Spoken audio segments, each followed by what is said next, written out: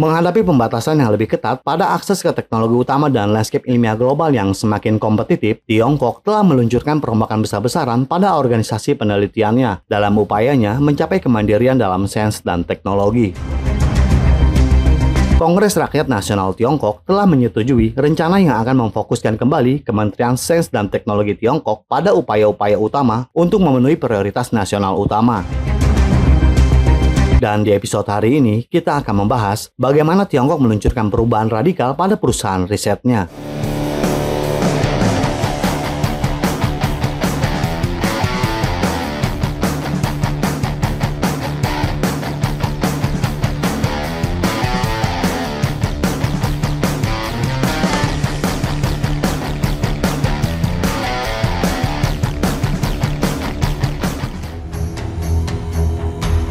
Kongres Rakyat Nasional Tiongkok telah menyetujui rencana yang akan memfokuskan kembali pada upaya-upaya utama untuk memenuhi prioritas nasional utama. Rencana ini juga membentuk Komisi Sains dan Teknologi Pusat yang kuat yang dimaksudkan untuk menegakkan kebijakan yang konsisten di seluruh lembaga pemerintah dan meminta pertanggungjawaban mereka untuk mencapai tujuan mereka. Perombakan tersebut merupakan perubahan paling radikal pada sistem inovasi Tiongkok sejak berakhirnya era Mao Zedong.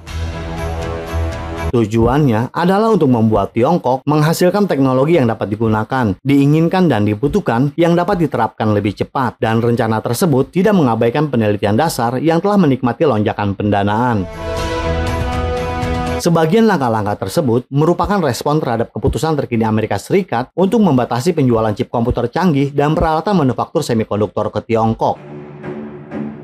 Amerika Serikat bahkan mendesak Jepang dan Belanda untuk mengadopsi larangan serupa. Bahkan, Presiden Tiongkok Xi Jinping secara belak-belakan telah mengemukakan kepada para eksekutif bisnis dalam sebuah pertemuan bahwa Tiongkok menghadapi strategi yang dipimpin Amerika Serikat berupa pengekangan, pengepungan, dan penindasan yang menimbulkan tantangan berat bagi pembangunan Tiongkok. Dan para ilmuwan Tiongkok menyadari bahwa Tiongkok memang harus menjadi lebih mandiri karena pembatasan ini. Dan dorongan untuk mandiri tampaknya merupakan respon alami dari para pemimpin Tiongkok. Sanksi Amerika Serikat telah memacu para pejabat di Tiongkok untuk mengatasi masalah yang sudah berlangsung lama dan mendalam di lingkungan penelitian negara. Selama bertahun-tahun, pemerintah Tiongkok memberi Kementerian Sains dan Teknologi Tiongkok atau MOS sebuah badan besar yang mengawasi berbagai upaya penelitian, peningkatan tanggung jawab dan sumber daya untuk membangun ekonomi inovasi. Salah satu masalahnya, meskipun MOS menerapkan prioritas penelitian, sanksi Amerika Serikat telah memacu pejabat Tiongkok untuk mengatasi masalah yang sudah berlangsung lama dan mendalam di lingkungan penelitian negara.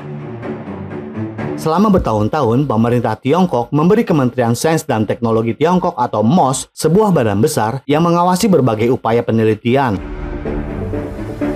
Salah satu masalahnya adalah, meskipun MOS menetapkan prioritas penelitian, mengalokasikan uang dan mengevaluasi proyek, termasuk proyek-proyeknya sendiri, MOS memiliki kendali terbatas atas bagaimana kementerian lain melakukan penelitian mereka. Dan menurut beberapa analis, hasilnya dirasa kurang berkesan untuk para petinggi negara dan menyebabkan inefisiensi.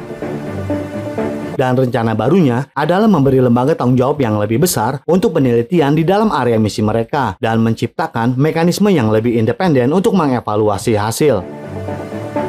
Beberapa program MOS saat ini akan dipindahkan ke lembaga yang berfokus pada misi. Misalnya, Kementerian Pertanian dan Urusan Pedesaan akan mengambil alih penelitian pertanian, dan Kementerian Perindustrian dan Teknologi Informasi akan bertanggung jawab untuk mengelola zona pengembangan industri. Penugasan ulang semacam itu tampak seperti respon rasional terhadap lingkungan yang berubah. Sementara itu, Komisi Sains dan Teknologi yang baru akan memiliki wewenang untuk menetapkan kebijakan di seluruh pemerintah dan mengevaluasi hasilnya. Komisi tersebut akan berada di tingkat tertinggi pemerintahan Tiongkok, langsung di bawah Partai Komunis Tiongkok, yang memberinya pengaruh politik yang substansial. Keterlibatan Partai Komunis Tiongkok menandakan bahwa sains dan teknologi telah menjadi salah satu isu negara yang paling kritis, mengingat meningkatnya ketegangan antara Tiongkok dan Amerika Serikat. MOS kemungkinan akan mempertahankan peran penting sebagai badan yang akan melaksanakan arahan kebijakan komisi. Secara khususnya, MOS akan tetap mengelola Yayasan Ilmu Pengetahuan Alam Nasional Tiongkok yang menyediakan hibah untuk kelompok kecil peneliti yang mengerjakan topik-topik mendasar. Dengan kata lain, Tiongkok berupaya keras tentang perjuangannya untuk meningkatkan ilmu pengetahuan yang lebih berdasar dan fundamental. Tiongkok juga telah meningkatkan pendanaan penelitian dasar, dan Presiden Xi Jinping telah mengisyaratkan bahwa ia bermaksud untuk melanjutkan tren tersebut. Dalam sebuah rapat komite Partai Komunis Tiongkok, Presiden Xi Jinping mengatakan memperkuat penelitian dasar merupakan persyaratan mendesak untuk mencapai kemandirian ilmiah dan teknologi tingkat tinggi dan merupakan satu-satunya cara untuk membangun kekuatan ilmiah dan teknologi dunia. Menurut data Biro Statistik Nasional pada awal tahun ini, total belanja R&D di Tiongkok naik dari 10,4% pada tahun 2022 menjadi 3,1 triliun yuan atau sekitar 448 miliar dolar Amerika Serikat. Dengan dukungan untuk pekerjaan dasar naik 7,4% menjadi 195,1 miliar yuan. Belanja untuk penelitian dasar telah berlipat ganda dalam 5 tahun dan mencapai 6,3% dari total belanja R&D. Tiongkok juga telah menetapkan sasaran untuk menaikkan rasio tersebut menjadi 8% per tahun 2025.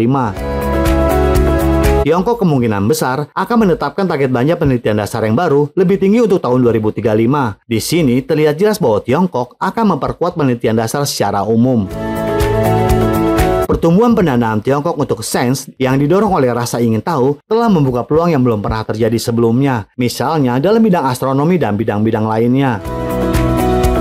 Beberapa pengamat melihat reorganisasi ini sebagai peluang bagi berbagai lembaga penelitian di Tiongkok untuk mendorong otonomi yang lebih besar.